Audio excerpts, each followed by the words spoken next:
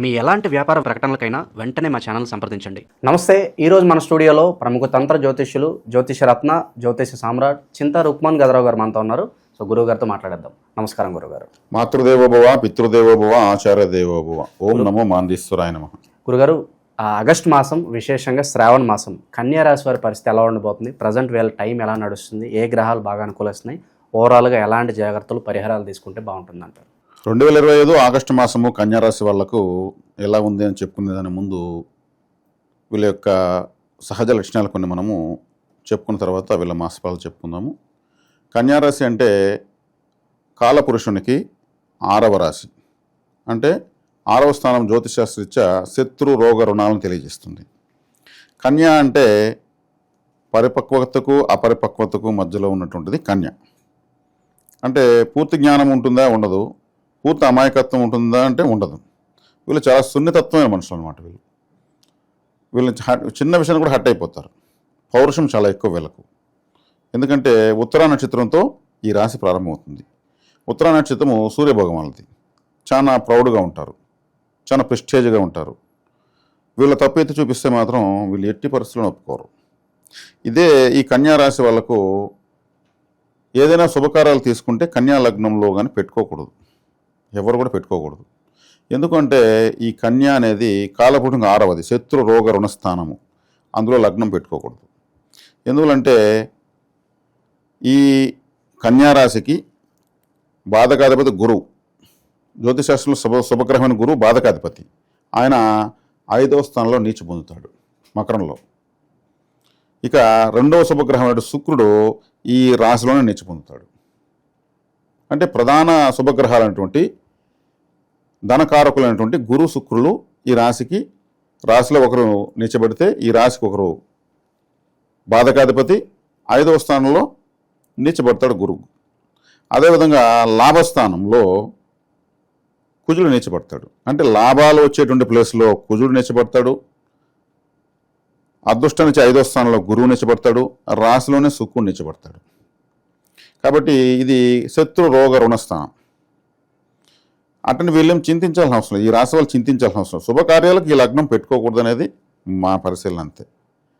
ఇక్కడ ప్రధాన గ్రహాలు, శుభగ్రహాలు గురు శుక్రులు ఇక్కడ ఈ రాశికి లేదు ఈ లగ్నానికి, ఈ లగ్నంలో వచ్చే ఏ కార్యానికైనా వీళ్ళు వ్యతిరేకమైనటువంటి స్థితిలో ఉంటారు. కాబట్టి అంటే 6వ శత్రు రోగ రుణస్థానం కాబట్టి వీళ్ళ సక్సెస్ ఎక్కడ ఉంటుందంటే ఒకసారి చెప్పుకుందాం. ప్రతి ఒక్క రాశికి మైనస్తో పాటు అంతకన్నా ఎక్కువ సక్సెస్లు కూడా ఉంటాయి.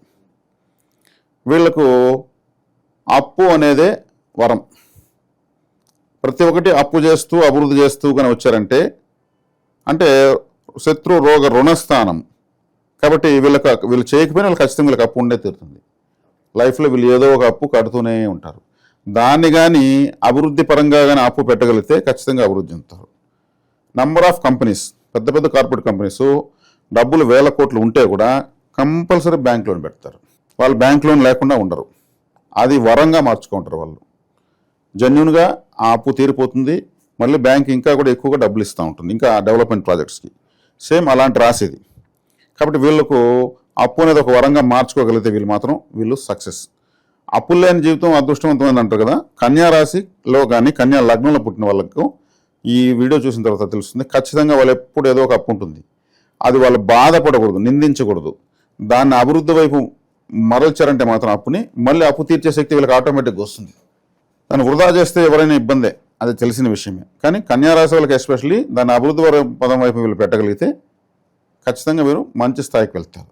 ఇక ఈ మాసం, ఈ ఆగస్టు మాసం వీళ్ళకు కుజుడు, రవి, కేతువు, గురువు అనుకూలంగా లేరు.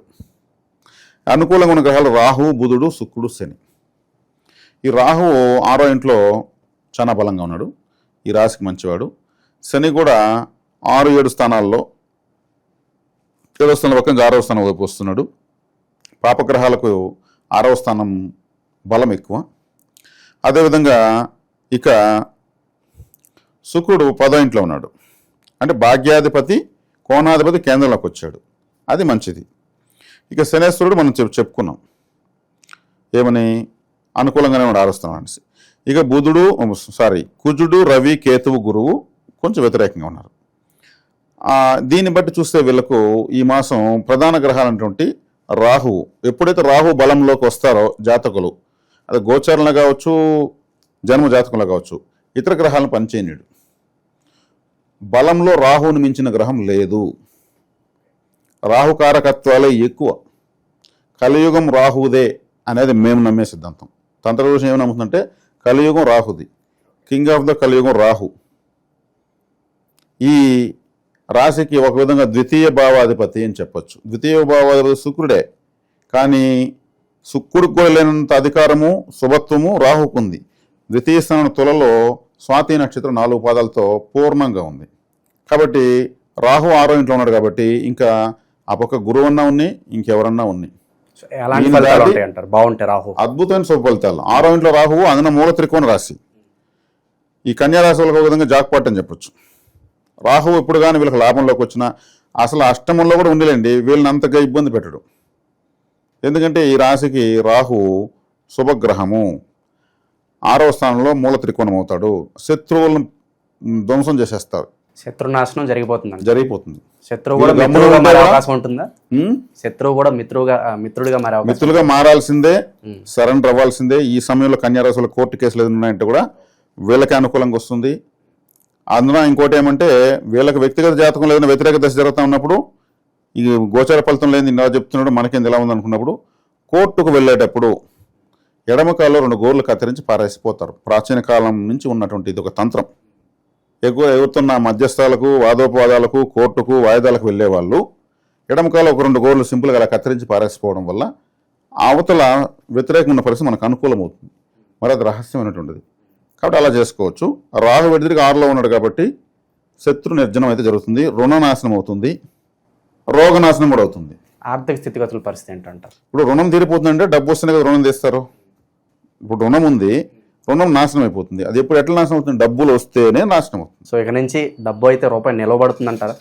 నిలబడుతుంది అంటే వీళ్ళకు ఇక్కడ ధనకారకుడు గురువు మళ్ళీ వ్యతిరేకంగా ఉన్నాడు, ధనకారకుడు. కానీ వీళ్ళకి రుణ నాశనం అవుతుంది అంటున్నాను. రుణ నాశనం ఏంటంటే ఆ తర్వాత మళ్ళీ వాళ్ళు మిగిలిబాట్లోకి వచ్చినట్టే. ఇక్కడ మళ్ళీ కారకత్వ గ్రహాలు కూడా తీసుకోవాలి. కాబట్టి ఈ రాశి వాళ్ళకు రాహు అద్భుతంగా ఉన్నాడు. శనేశ్వరుడు మళ్ళీ 6వ ఇంటి వైపు చూస్తున్నాడు. 7వ ఇంటి వైపు శని వెళ్ళినా కానీ వీళ్ళకి మంచిగా చేస్తాడు, పంచమాధిపతి కాబట్టి. కాబట్టి ఈ రాశి వాళ్ళు ఈ మాసము చాలా సంతోషంగా ఉండొచ్చు. జన్మంలో కుజుడు మాత్రం చాలా ఇబ్బందిగా చేస్తాడు. విపరీతమైన కోపము, అసహనము, తలకు దెబ్బ తగలడము, మతి మరుపు రావడము, లేదు ఇంకెవరితో గొడవకు వాంటెడ్గా వీళ్ళే కూడా వెళ్ళడము, ఆవేశం ఎక్కువైపోతుంది. ఎందుకంటే కుజుడు రక్తానికి అధిపతి, జన్మంలో ఉన్నాడు, దేహం పైన నెత్తి మీదనే ఉన్నాడు.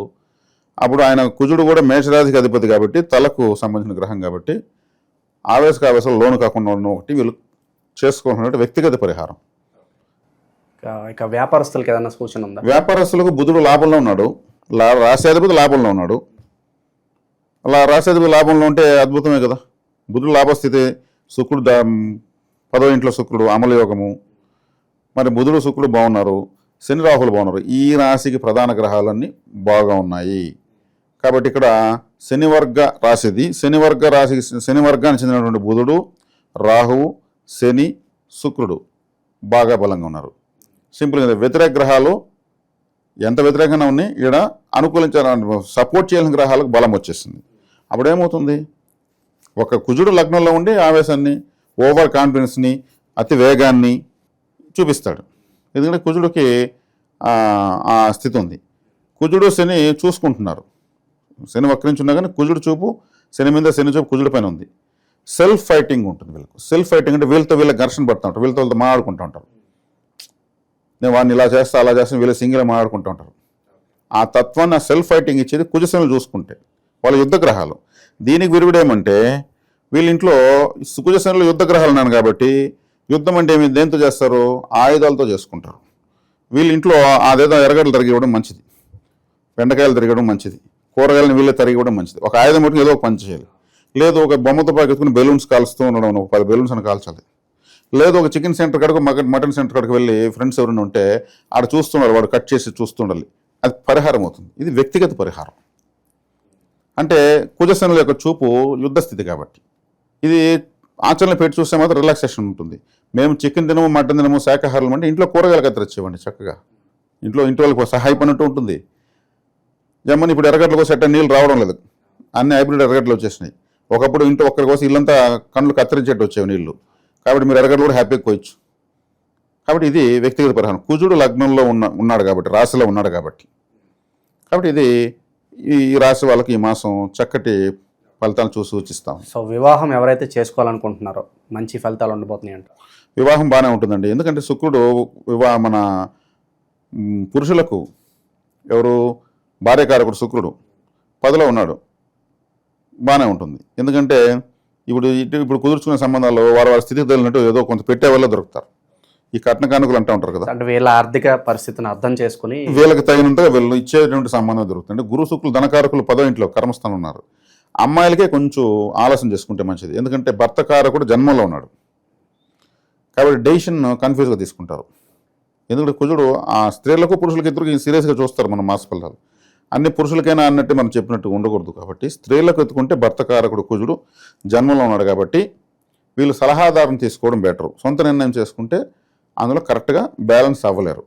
అదొకటి చేసుకోవాలి. ఇక చివరగా నిరుద్యోగులకు వీళ్ళు మంచి ఫలితాలు ఆశించడానికి ఎంత సమయం పట్టవచ్చు అంటారు? నిరుద్యోగులకు అవకాశం బాగుంది. నిరుద్యోగులకు అవకాశం ఎలా బాగుందంటే రాహు కింగ్ ఆఫ్ ద కలియుగం, అన్ని ఎక్కువగా కారకత్వాలు రాహువే. ఆయన వృత్తి స్థానంలో ఉద్యోగ వ్యాపార స్థానం 6వ స్థానం ఉన్నాడు కాబట్టి ఏదో ఒక దారి అయితే వీళ్ళు చూసుకునేస్తారు, ఖచ్చితంగా దొరుకుతుంది కూడా.